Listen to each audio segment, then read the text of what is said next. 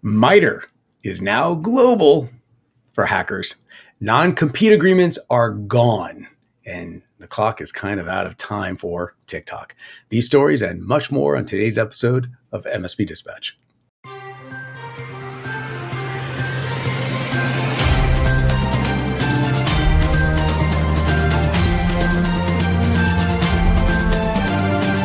This episode is presented by OIT VoIP. Enhance your client's communication abilities with our VoIP solution, featuring integrated billing, on-demand training, and live US support. Collaborate seamlessly with Microsoft Teams integration and put your entire phone system in your pocket with Mobile X. Improve your offerings and increase profitability with reliable service for 1/10 of the average MSP acquisition cost. To learn more, visit oit.co or dial 844-CALL-OIT. Good morning and welcome to the April 26th episode of MSP Dispatch, your source for news, community events, and commentary in the MSP channel. My name is Tony Francisco, and I am joined today by my co-host, Mr. Josh Hohbein, not Hohbein. Josh, how are you doing today? Last time we co-hosted, I think I was in therapy for like 3 days talking about computer hacks, exploits, and ransomware. How are you doing today? How's life? I mean, they're pretty good, just getting over a cold that my kids brought home. So I'm sure all of us with kids know how that goes. Everyone around the house got it. And I was like, yes, I survived. And then a day later, it was like, nope, we're going to get you. So gotcha. And I also brought with me some interesting facts, see if you knew these. Do you know interesting facts about the number 200? Each dandelion flower produces 200 seeds. 200 is the smallest base 10 on-primable number, and 200 is also the number of today's episode of MSP Dispatch. What? 200 seeds. 200 is that really the lowest base 10 primary number? I did not know that. According to Google, it is. So, hey, so with that, you know what we should probably cover? Some news stories. Let's do it.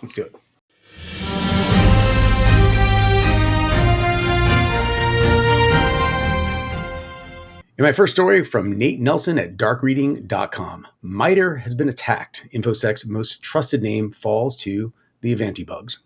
Foreign nation-state hackers exploited Ivanti's vulnerabilities to access MITRE's networks, including the Networked Experimentation Research and Virtualization Environment, that's NERV, ending a 15-year incident-free streak.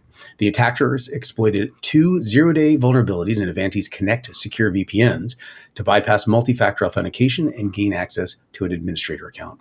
They then infiltrated the network's VMware infrastructure, deploying web shells for persistence and backdoors to steal credentials and data. Despite MITRE's efforts to follow best practices and upgrade its systems, the compromise went undetected until April, allowing hackers 3 months of unrestricted access. Darren Guccione, CEO of Keeper Security, emphasizes the seriousness of cyber attacks on MITRE, noting the attackers' foreign connections and their exploitation of critical vulnerabilities could risk potentially exposing sensitive data and intellectual property. Josh, here is what I see when I read this. 15 months or 15 years of incident-free, like 15 years, 15, I'm 15, my mind's 15 months. We went 15 months and there's no exploit. That's how bad I have been affected by the stories that we cover all the time. And these are major players in the MSP and the channel that really touch millions of users. 15 years, my brain can't wrap around that. But they have been breached. And that's from one slip of best practices.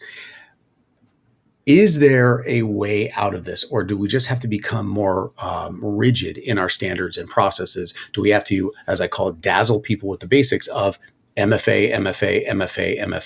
By the way, that's zero trust.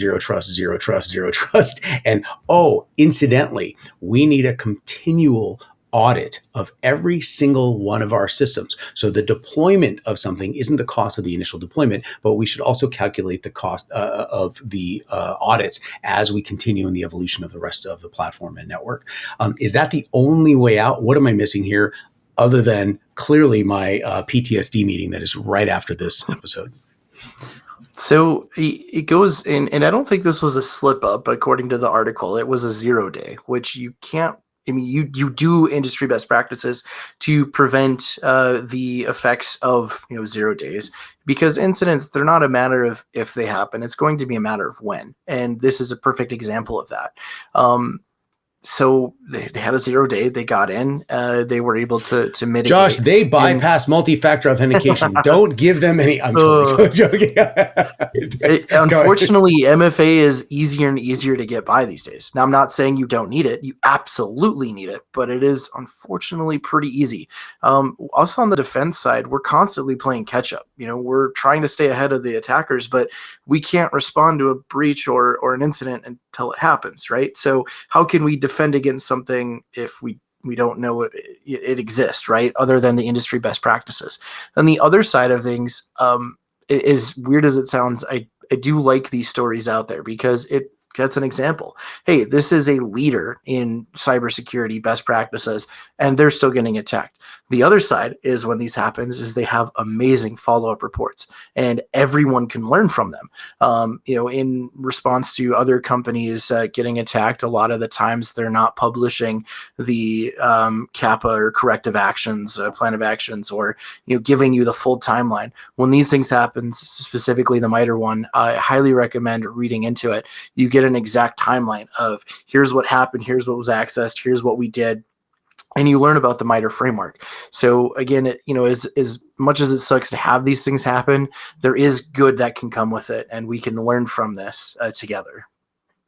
Very, very insightful. I am traumatized by every one of these stories, but I'm also inspired by the way some of these incidents are handled. I do believe from the bottom of my heart that we are not going to be able to be better until we are damaged in some way, shape, or form, just like the way, frankly, a virus evolves. There is going to be trials tribulations that it can be passed and forced into the evolutionary process of your processes to make yourself stronger and better. Now, in the event of being a virus, no pun intended, by the way, that's a bad thing. But as a living, breathing network that we are all administrating, as the MSPs do, I am fascinated by how well MSPs are taking this. But at the same side, I am astonished by the lack of forcefulness, and I recognize the tightrope everyone's walking on, that needs to be imposed at some point to the customer base, because these things are no longer eventual; they are imminent, and it's hurting the community as a whole. So I'm trying to, as we move forward through these stories, I'm trying to figure out where they will evolve. But the good news is that there are large entities out there that are kind of leading us forward. And if it doesn't work in your MSP or anywhere else in any company, you can go anywhere you want now. But I think you have a story to talk about that.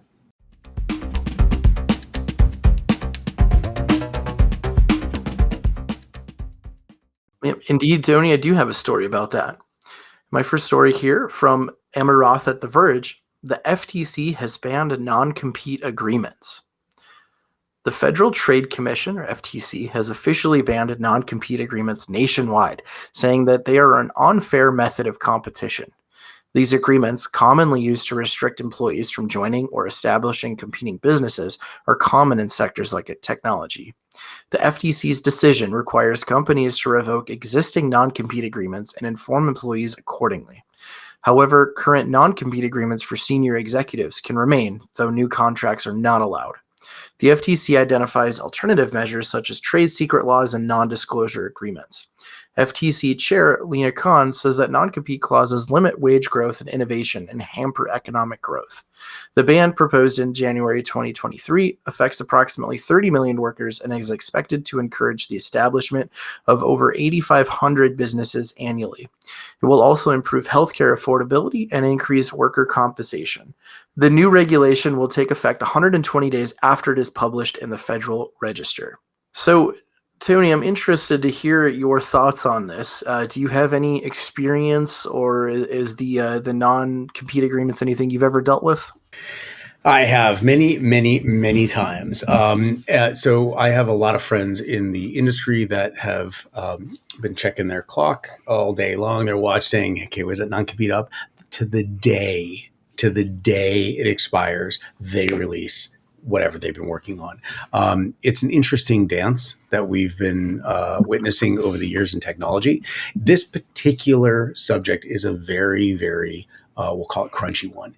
The reason it's so awkward is because people have been saying for years, non-competes don't really matter. Well, in state to state, it really very state to state. B, the industry is what really makes a difference, because a non-compete in a, we'll just call it a clothing store as a retail employee, well, that non-compete doesn't really mean anything going from one mall store to the next mall store. They're not really going to mean anything. But in technology, that means a lot, because moving from one hosted application to another hosted application, that means everything. If you work at one autonomous electric vehicle company and you decide to go to another autonomous driving electric vehicle company, that means something. And it becomes a little bit more apparent as you move into a more complex environment. That being said, you've now opened up an entirely new bag of mess when you talk about the non-competes being applied to senior executives. And the key word there is senior executive. Well, then by definition, do you think that the nomenclature for employment can say, here are X employees and here's our senior executive team, and then there's going to be some new layer above them? Because then the non-competes would apply to this new senior executive layer. So what I'm trying to do is, how are companies going to game the system to accommodate this new dismissal of something that was, in some cases, very important to them? What are your thoughts on this? I'm mixed, and I'll be the first one to say that I don't have the best educated opinion to know the ins and outs of it. But it's interesting, and I'm interested to see how it develops, because, like you said, when you're in kind of those, we take the automated car company, you have kind of the trade secrets, right? And you obviously can't take any of that material with you, but you have it up here. So what? You could be seen as more valuable. It's not the trade secrets that's a big deal. Yeah. It could be the accounts themselves. So someone in sales, they're not going to be the architect behind the whole infrastructure, that they're taking that proprietary infrastructure to some other company. However, they could be taking the accounts and the relationships, which is extraordinarily valuable. So it does vary based on the position, but it also amplifies drastically as you move up we'll call it the food chain in an organization, because of the importance. But an individual sales rep could have far more impact on a senior architect of something proprietary.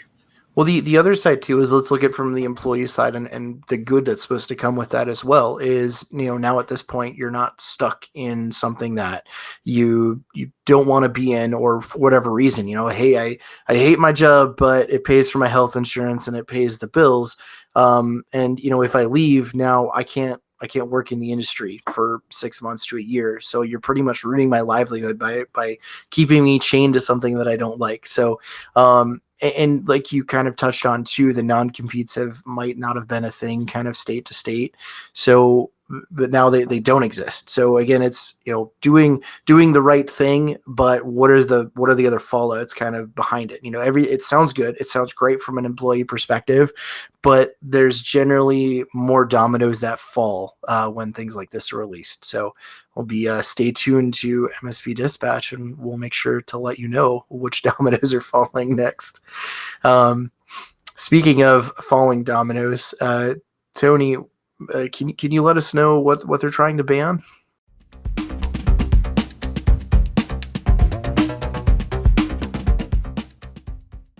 Some interesting events are happening. A story from Victoria Elliott at Wired.com. President Biden signs a bill that could ban TikTok.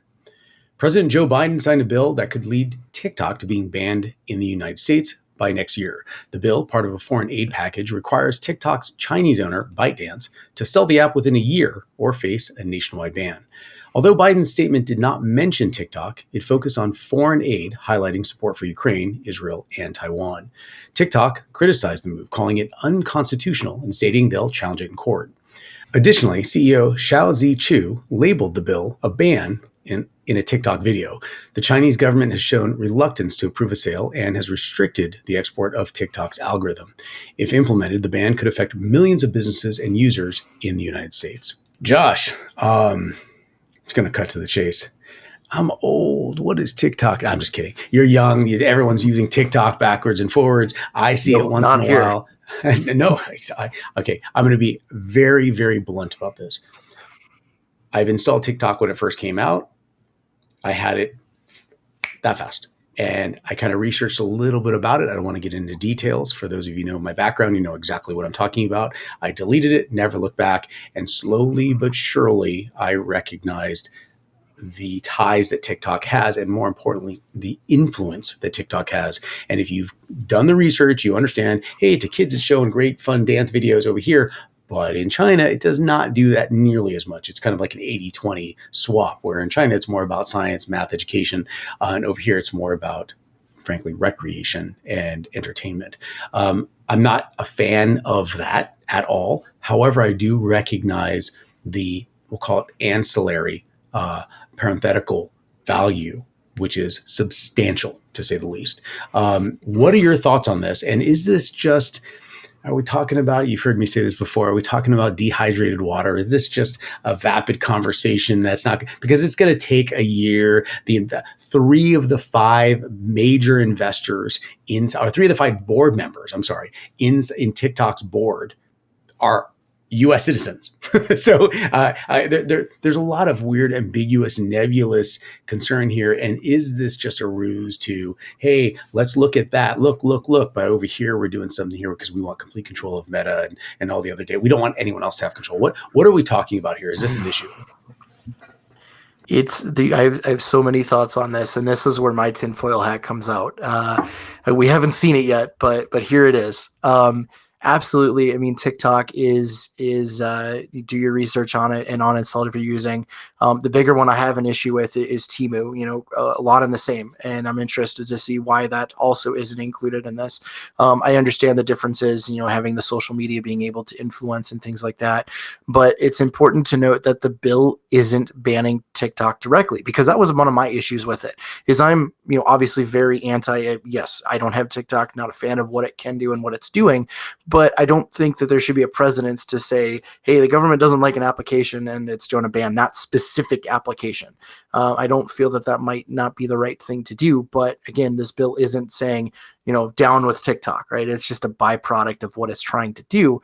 And what it's trying to do, the exact language in it is it's unlawful for an entity to distribute, maintain, or update a foreign adversary-controlled application carrying out in the maritime borders of the United States, right? So I also have thoughts on that too. And I feel that, again, this is, something that you're trying to do the right thing for the right reason. But in my opinion, if you're actually trying to stop something, we need better privacy laws.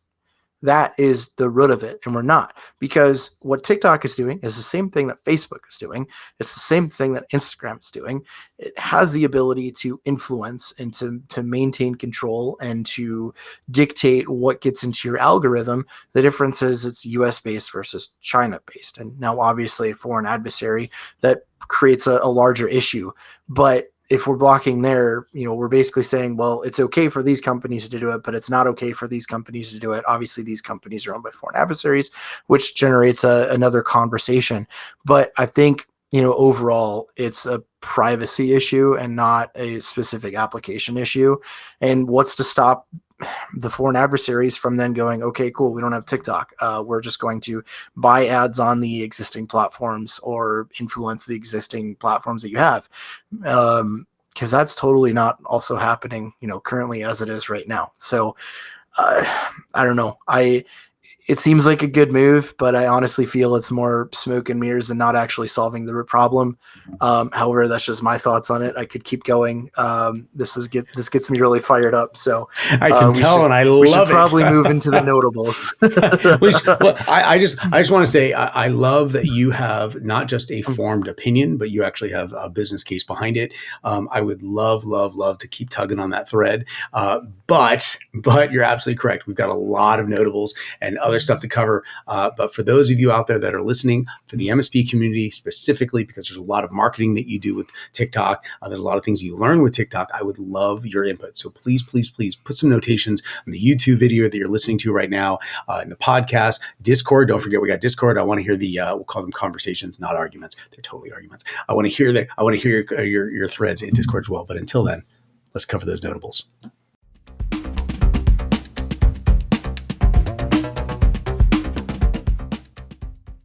And my first notable mention from Bleeping Computer, Microsoft APT-28 hackers exploit Windows flaw reported by NSA.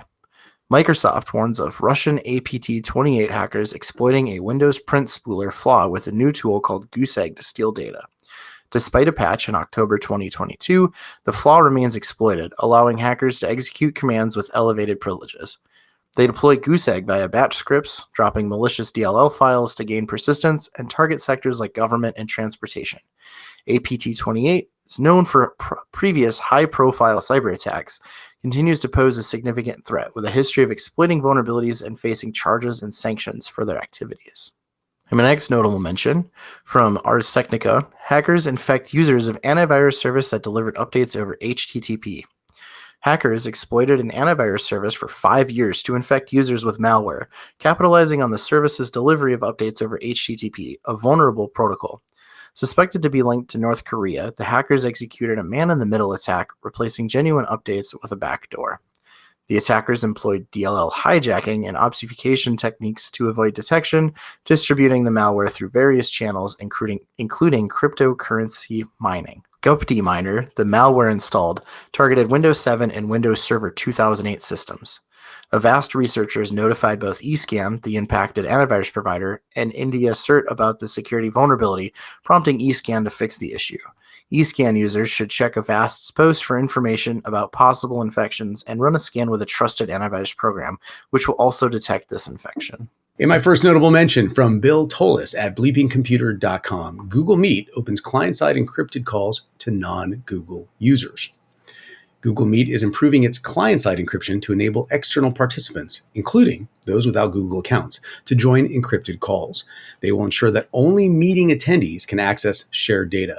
Previously limited to internal users, this update broadens collaboration possibilities. Admins of Google Workspace Enterprise Plus, Education Standard, and Education Plus licenses can activate the feature by adjusting their IDP KAL-CLS configurations.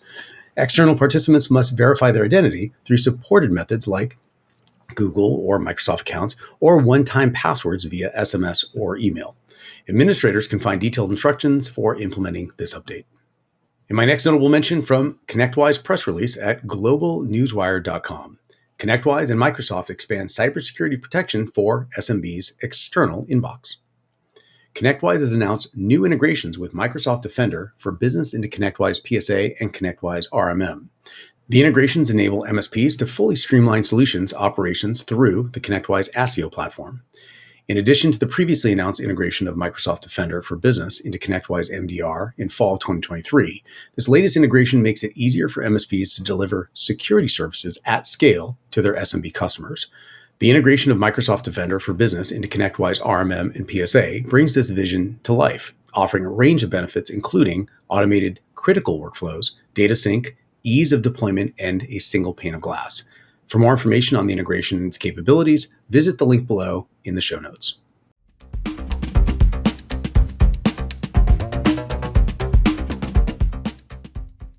A new model on the scene called Udio is taking the internet by storm with fully generated songs. I want to say thanks to my homie Matt Moyer for hipping me to this new platform, and before we dig into the ramifications, let's just do a quick walkthrough of how this music generator works. Currently, Udio is in beta and entirely free to use with very generous limitations of 600 generations per month. At first glance, the Udio UI is super simple. You just prompt for a type of music you'd like to hear as well as what the subject matter of the song is about, and you're off to the races. Udio uses an LLM to generate lyrics for you based on your subject matter, and while the music is quite good, no matter what you prompt, the lyrics are often pretty generic. So that's when you can switch to manual mode and write your own lyrics, and this is where things get really exciting. If you simply prompt for what your song is about and the genre, you get kind of mediocre results, and the moderation is a lot stricter. It should be noted here that it doesn't let you prompt using any artist's name, but that doesn't stop it from recreating some pretty famous voices. But to keep going with how this all works, once you've entered your prompt, each time you'll get 2 different versions of the song. And if you like the results, you can go into the advanced options and extend it by adding an intro or another segment that falls before or after what you've got, and even an outro.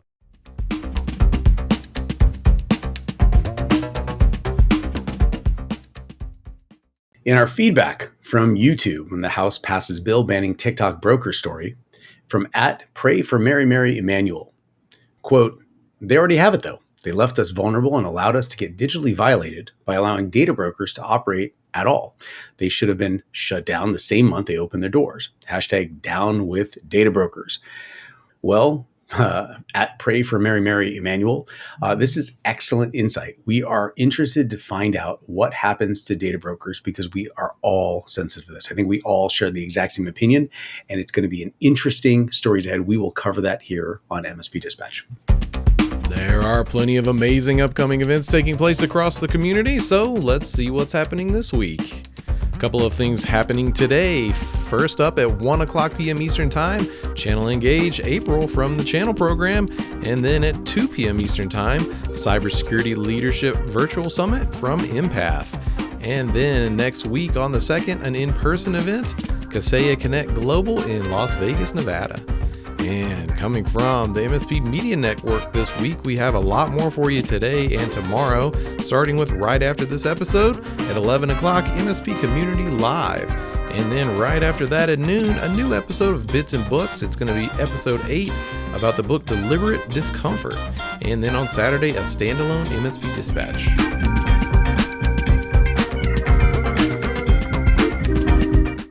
Are you searching for fresh strategies, viewpoints, or even a competitive edge for your MSP or IT services company? If so, our book club, Bits and Books, is exactly what you're looking for. I'm Marnie Stockman, and as your host, I bring my experience as an educator, an author, and MSP advisor to each episode. Using lessons from amazing books like Getting Naked, Leaders Eat Last, and many more, I aim to help you and others reach your goals. Our book club brings lively debates, deep insights, and unique perspectives based on our own experiences. Each episode features MSP owners and industry leaders dissecting books that inspire, challenge, and spark new ideas. Whether you're a seasoned professional or just starting out, I invite you to join me and my friends for the next episode of Bits and Books, available on the MSP Media Network YouTube channel every month. Hope to see you there. So how'd you like today's show? If you like it, please hit that thumbs up button. If you didn't, make sure you hit it an odd number of times. So I think you've heard this. We get the benefit of getting the link, and then you can just feel angry. Make sure you hit it a whole bunch of times as long as it's an odd number, and you get that benefit as well. And if you want to hear more, go ahead and hit that subscribe button on YouTube or your favorite podcatcher. Did you know that we have a Discord that I just mentioned? We talk about things, we argue about things, but most importantly, we really argue about things. We talk about these stories all week long. You can even vote on which story we will have on the next episode. As our friend Rich Banky says, make sure you tell a friend. Also, be sure to follow us on social media at MSP Media TV. And if you have any questions, just email us, news@mspmedia.tv for answers on the next episode. Frankly, you could just call us, leave us a voicemail, 833-MSP-Network. Josh, I cannot remember. What episode number was this? 200. 200. So I am so happy to have co-hosted this episode with you. The amount of anxiety that we have propagated throughout the community is French kiss level, or chef's kiss. Is that chef kiss? Chef's kiss level perfection. I have funded so many of my therapists' lives, their livelihood, from after these shows, going to them saying, "Listen, I don't know if I can take this," and they're like, "Just upgrade your firmware, Tony. Just upgrade your firmware. You're gonna be okay. Do you have MFA on?" And then I'm screaming, "I don't have MFA on. I don't need MFA. I don't need 2FA. I need 6FA. 6FA for everything." So with that, Josh, why don't you go ahead and land the plane and sign us off? Yeah, I'm glad to have been here. Definitely an honor to have co-hosted the 200th episode, and here's just 2,000 more. Hopefully we stop covering security attacks and we can get into news about. Let's go back to like those BuzzFeed articles, like the top 21. Which Saved by the Bell character are you? And we just have that for a segment, right? Maybe that's the 399th episode. We'll get there, but for now, definitely the stories here got me a little heated, and I'm going to go take a walk and enjoy the beautiful weather. So thanks again, and we'll see you next time. Excellent, you guys. Hey, everyone, take care and be safe.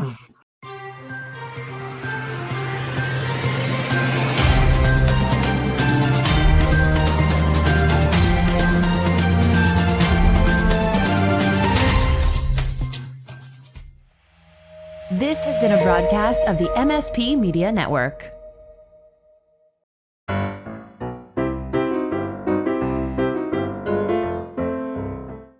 As our French rich